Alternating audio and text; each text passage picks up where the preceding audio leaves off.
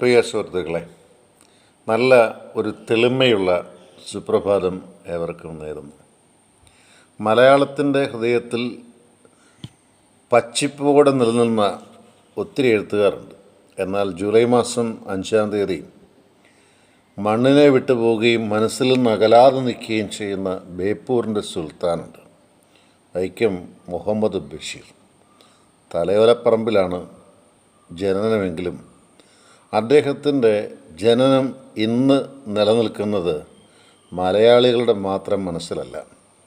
മലയാളക്കരകൾ കടന്ന് ഇന്ന് ഇപ്പോഴിവിടെ വെളിച്ചമാണെങ്കിൽ പല സ്ഥലത്തും ഇരുട്ടുണ്ട്, ഭൂഖണ്ഡങ്ങളിലുള്ള മാറ്റം.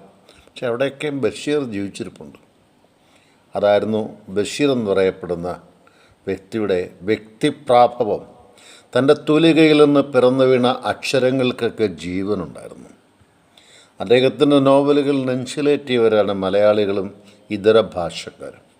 അദ്ദേഹത്തിൻ്റെ ചെറുകഥകളുണ്ട്, അദ്ദേഹത്തിൻ്റെ എസ്സൈസ് എഴുതിയിട്ടുണ്ട്, അതായത് വലിയ ലേഖനങ്ങൾ എഴുതിയിട്ടുണ്ട്, ഓർമ്മക്കുറിപ്പുകളുണ്ട്. ഇതൊക്കെ ഇന്നും നമുക്ക് എവിടേക്കോ ഓർത്തെടുക്കാൻ കഴിയുന്ന ചില വാക്കുകളാണ്. കുട്ടികൾക്ക് വേണ്ടിയാണ് ഞാൻ ഈ വീഡിയോ ചെയ്യുന്നത്. അവിടെ കുട്ടികൾ ചിന്തിക്കുകയും മനസ്സിലാക്കുകയും ചെയ്യേണ്ട 1-2 കാര്യങ്ങൾ. 1994 അദ്ദേഹത്തിൻ്റെ മരണം, തൻ്റെ 87-ാം വയസ്സിൽ. കാലം മനുഷ്യനെ കാലാതീതനായി വളർത്തുന്നെങ്കിൽ അത് തൂലികയുടെ ചലനത്തിലും ചിലരുടെ വ്യക്തിമുദ്രകളിലുമാണ്. ഒന്നും എഴുതാത്തവർ ഇന്നും ഭൂമിയിൽ ജീവിക്കുന്നുണ്ട്.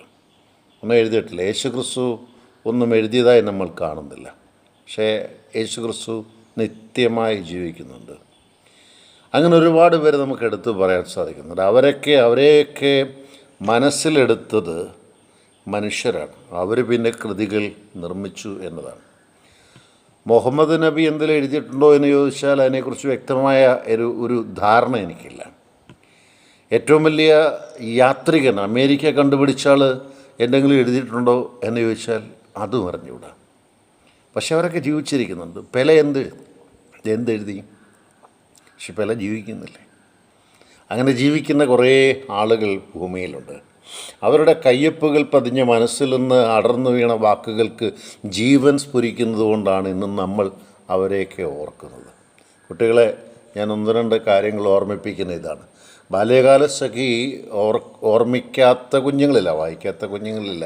എങ്കിൽ വായിക്കാത്ത കുഞ്ഞുങ്ങളുണ്ടെങ്കിൽ ഈ പുതിയ തലമുറയുടെ പുത്തൻ നാമ്പുകൾക്ക് എപ്പോഴും മൊബൈൽ മാത്രമേ കയ്യിലുള്ളൂ എങ്കിൽ അതിലും നിങ്ങൾക്ക് സ്ക്രോൾ ചെയ്ത് നോക്കാം. ബാല്യകാല സഖി അവിടെ കിട്ടും, വായിക്കാം. എത്ര സുഖമാണ്. ചെറുപ്പകാലത്തുണ്ടായിരുന്നൊരു കൂട്ടുകാരി അല്ലെ കൂട്ടുകാരൻ, ഇതിനെയൊക്കെ ഓർമ്മിച്ച് നിങ്ങൾക്ക് വായിക്കാം. പാത്തുമ്മയുടെ ആട്, മതിലുകളിലെ ഒരു പ്രശസ്തമായ സിനിമയായിട്ട് അടൂരെടുത്തിട്ടുണ്ട്. അതൊക്കെ ഇരുന്ന് ഒളിഞ്ഞിരുന്ന് കാണുക, ഒറ്റ കണ്ടുകൊണ്ട് നോക്കി അപ്പുറത്തെ ജയിലിൽ കഴിയുന്ന ഒരു സ്വരത്തിന് വേണ്ടി കാതു കൊടുക്കുന്ന ഒരു മമ്മൂട്ടിയെ നമുക്ക് ഓർമ്മയുണ്ടെങ്കിൽ മതിലുകൾ നിങ്ങളുടെയൊക്കെ മനസ്സിൽ പതിയണം. വായിക്കണം മതിലുകൾ.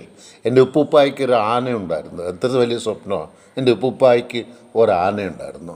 ആ പ്രേമലേഖനം, പണ്ടൊക്കെ പ്രേമലേഖനം എഴുതുമായിരുന്നു. ഇന്ന് എല്ലാവരും വാട്സപ്പിലും യൂട്യൂബിലും ഒക്കെയല്ലേ ലേഖനങ്ങൾ കൊടുക്കുന്നത്. ഇപ്പം പ്രേമലേഖനം എന്നൊരു മനോഹരമായ ഒരു കൃതിയുണ്ട്, വായിക്കണം. പിന്നെ ശബ്ദങ്ങൾ. ഇങ്ങനെ നിങ്ങൾ ജന്മദിനം, അനർഘനിമിഷം, അദ്ദേഹത്തിൻ്റെ കൃതികൾ പറഞ്ഞാൽ അവസാനിക്കില്ല.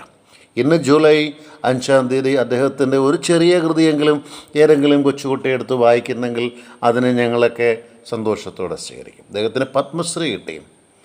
അത് പത്മശ്രീ കിട്ടി എന്നുള്ളതിനകത്ത് വലിയ കാര്യമല്ല. പത്മശ്രീ അവാർഡ് അദ്ദേഹത്തിന് കിട്ടി. അത് നമ്മൾ മനസ്സിലാക്കേണ്ട ഒരു കാര്യം, ഈ ഒരു അവാർഡ് മാത്രമല്ല, അദ്ദേഹത്തിന് ഒരുപാട് അവാർഡ് കിട്ടിയിട്ടുണ്ട്. അതൊക്കെ പറഞ്ഞുകൊണ്ട് നിന്നാൽ തീരുകയില്ല. നമുക്കെന്നും ഓർക്കാം, ബേപ്പൂരിൻ്റെ സ്വന്തം എന്ന് നിങ്ങളൊക്കെ പറയുകയല്ല, ലോകത്തിൻ്റെ സ്വന്തം ബഷീർ, ഞങ്ങളുടെയൊക്കെ സ്വന്തം ബഷീർ. ഹൃദയത്തിന് എപ്പോഴൊക്കെ ഇടുപ്പുണ്ടോ അപ്പോഴൊക്കെയും ഉള്ളിൽ എവിടെയോ തങ്ങി നിൽപ്പുണ്ട് ആ ഒരു സാന്നിധ്യം.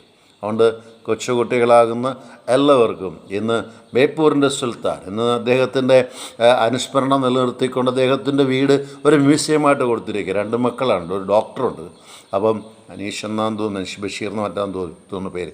അപ്പോൾ അതൊക്കെ നിങ്ങൾക്കൂടെ ആസ്വദിക്കാൻ സാധിക്കട്ടെ. നന്മയുടെ നിർത്തുന്നു, ജോൺസൺ കരൂർ.